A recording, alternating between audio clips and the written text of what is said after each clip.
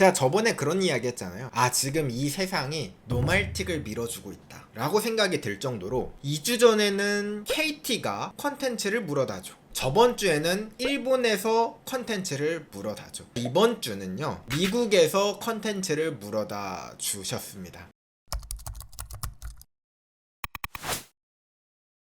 그 컨텐츠를 다뤄보도록 할 건데, 이 소식은 정확히는 저번 주 금요일 날 일어났었고요. 어제부턴가 우리나라에도 기사가 도배가 되더라고요. 그래서 그 주제를 이야기해볼게요. 지금 미국에서 일어난 사건입니다. 먼저 보여드리도록 하죠. 바로 요거예요. 쉽게 설명드리면 AT&T의 거의 모든 고객의 전화와 텍스트 메시지가 탈취당했다라는 이야기입니다. 여기 니얼리 올은요, 작가가 쓴 게 아니라 AT&T가 보고서에 그렇게 썼어요. 자, 그러면 이거에 대해서 감이 오려면 여러분들 AT&T가 뭔지 아셔야 돼요. AT&T가 무엇인지 간단하게만 설명드리면 미국의 통신사예요. 이 미국의 통신회사인데 1877년에 설립된 역사가 어마어마한 통신사입니다. 그리고 우리나라랑 뭐 비교를 하자면 KT급이라고 해야 할까요? 당연히 규모는 말도 안 되죠. 말도 안 되지만 우리나라로 비교하면 KT 같은 미국의 통신사 중에 하나입니다. 그러면 미국의 KT가 해킹당해서 일이 터졌다, 이렇게 생각하시면 되겠고요. 이 AT&T가 7월 12일 날 SEC, 여기가 어디냐면 미국 증권거래위원회예요. 여기에 AT&T가 SEC에 레포트를 냅니다. 근데 이 레포트가 충격의 도가니였어요. AT&T가요, 콜 로그 탈취당했습니다 라는 건데요, 이게 알려지면서 기사가 나기 시작한 거죠. AT&T가 해커로부터 전화 기록, 텍스트 문자 기록을 빼앗겼다. 자, 몇 명의 고객? 1억 900만 명입니다.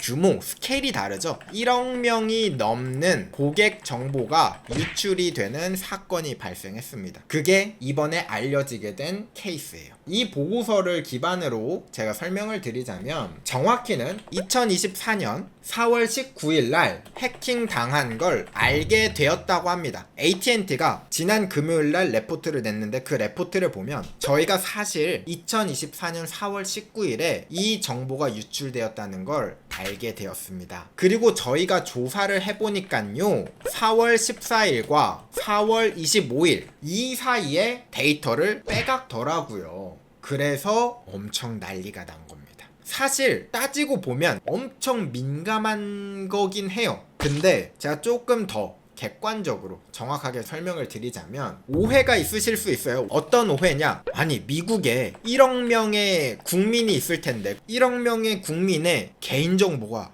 다 털렸다고? 이거 국가 재난사태 아니야? 라고 생각할 수도 있는데요, 그것까지는 아닙니다. 유출된 내용이 어떤 내용인지 제가 설명드릴게요. 2022년 5월부터 10월까지 총 6개월간의 데이터인데요, 어떤 데이터냐? 통화 기록 그리고 메시지 기록이 털린 겁니다. 자, 그러면 여러분들 또 오해할 수 있어요. 와, 이거 장난 아니잖아요. 통화 기록? 문자 내용이 다 털렸다고요? 그건 아닙니다. 정확히 말하면 통화 기록이라고 했지만 통화 내용이 털린 게 아니라 통화 발생 날짜, 시간, 그리고 통화 얼마나 했는지 이런 거 있죠. 정확히 어떤 내용을 주고받았는지 녹취가 된 게 아니라 무슨 통화가 있었다, 그리고 2분 정도 했다, 요 정도 기록.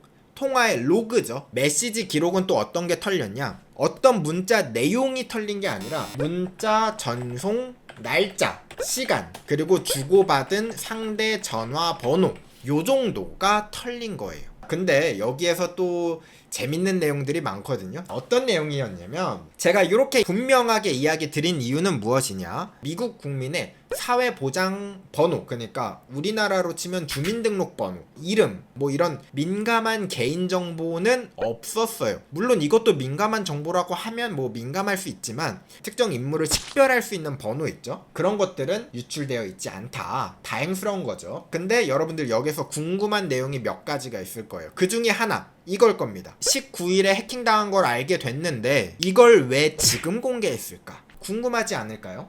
원래는 4월 19일날 해킹 당했으니까 이걸 바로 알릴 의무가 있습니다. 신고를 해야 돼요. 근데 AT&T에서는 이런 결정을 내립니다. 어떤 결정을 내리느냐? FBI와 협조해서 수사를 하겠다. 그래서 FBI가 직접 미국 법무부에게 요청을 해요. 저희 지금 이 사건 있는데요. 얘네 우리가 다 때려잡을 거예요. 그러니까 이거 알릴 발표를 지연시키는 걸 허락해 주세요 라는 걸 신청합니다. 그래서 미국 법무부에서 허락을 했어요. 그래서 지금 연기가 돼서 7월 공개가 된 거예요. 자, 그러면 또 이제 궁금한 거. FBI가 잡기 위해서 발표 지연까지 시켜줬어. 그러면 잡았나요? FBI가 누굽니까? 잡겠다 하면 대부분 잡힙니다. 그래서 지금 한 명을 잡았습니다. 일단 지금 한 명 잡았고요. 그리고 이 한 명을 마인드 해킹을 하면은 잡을 수 있겠죠. 자, 그러면 그 다음에 또 궁금한 거. 그러면 누군가요? 궁금하시죠? 바로 오늘 거의 메인 주제급입니다. 샤이니 헌터즈.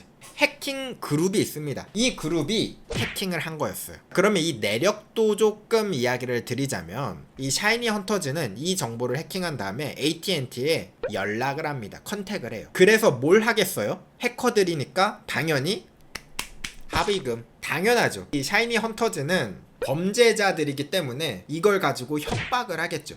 이거 공개 안 할 테니까 합의금을 내놔라. 그러면 얼마를 불렀을까요? 처음에 이 샤이니 헌터즈는요 100만 달러를 달라고 했습니다. 100만 달러 여러분들 감이 안 오시죠? 약 13억입니다. 근데 여러분들 잘 생각해보면 좀 이상하지 않아요? 또 여기서? 아니 사실 뭐 그렇게 큰 물론 뭐 민감하다면 민감할 수 있는 정보잖아요. 근데 이 정보를 13억을 부른다고? 좀 의문이 들 수도 있어요. 근데 그 이유도 뒤에 좀 나옵니다. 13억을 부를 수 있는 이유가 있었어요. 자, 어쨌건 이 AT&T는 13억을 제시받아서 당연히 야 이것 좀 오바야 하면서 약 5억으로 합의. 그래서 이 5억을 줘요. 실제로 준 다음에 어떻게 했느냐? 샤이니 헌터즈가 AT&T한테 증거로 데이터를 삭제하는 7분짜리 되는 동영상을 AT&T 측으로 보냈다고 합니다. 이 데이터를 삭제하는 동영상으로 이게 믿을 수 있을까? 뭐 여러분들 그런 생각이 들죠? 뭐 어쨌든 삭제하는 영상을 보내줬대요. 그러면 이제 여러분들이 궁금한 게 또 하나 생길 거예요. AT&T가 바본가? 바보도 아니죠.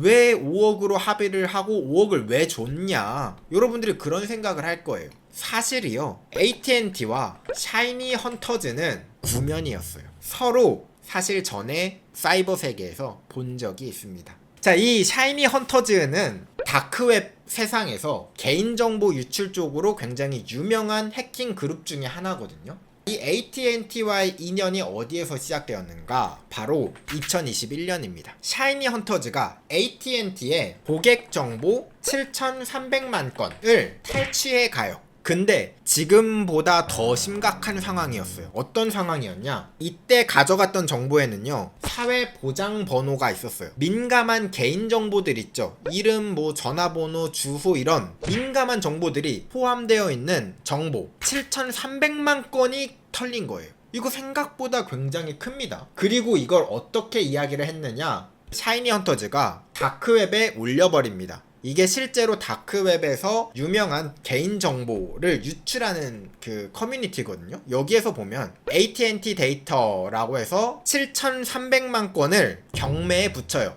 자, 저희 2억 7천부터 경매에 들어갑니다 라고 하면서 AT&T에 도발을 한번 합니다. 어떻게 도발을 하냐? 근데 AT&T 혹시 보고 있나? 보고 있으면은 나랑 협상을 해서 이거 지우든가, 보고 있으면 연락해 라고 도발을 합니다. 그랬더니 AT&T가 어떻게 했을까요? 그 당시에 이 스탠스를 가져가기로 했습니다. 그거 우리 거 아님. 부정을 해버려요. 우리 시스템을 샅샅이 조사해봤거든? 근데 그 정보가 우리 시스템에서 털렸다는 증거가 없어. 분명 보나마나 이곳저곳 있던 정보를 취합해가지고 가짜 데이터일 거야. 그거 거짓말이야 라고 이야기를 해버립니다. 그러니까 경매가 실패로 돌아가게 됩니다. 그 다크웹에서 그런 이야기를 했겠죠. 야, 샤이니 헌터즈 그거 거짓말이잖아. 신뢰도가 떨어져요. 브랜딩 이미지가 하락합니다. 샤이니 헌터즈의 명성에 금이 갔어요. 이 다크웹에서는 범죄자들만 있는 곳이라 그런지 신뢰라는 걸 하기가 힘들거든요. 저 어디 털었습니다, 이 정보 팔게요 라고 올려도 그걸 믿을 수가 없어.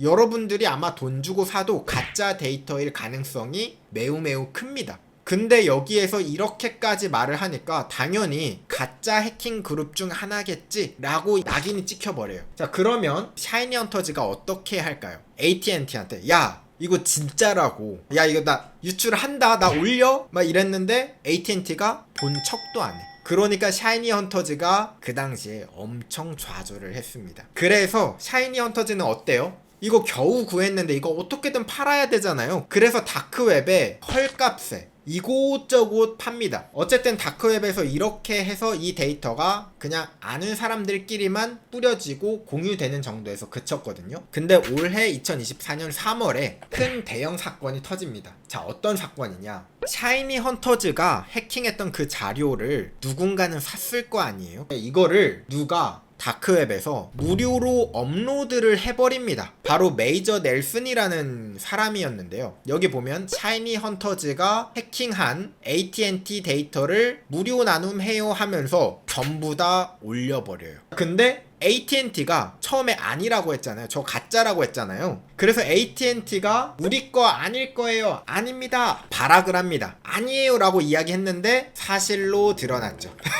여기 있는 데이터가 실제 AT&T에서 유출된 데이터라는 것이 확인이 됩니다. 자, 그럼 AT&T는 어땠을까요? 죄송합니다.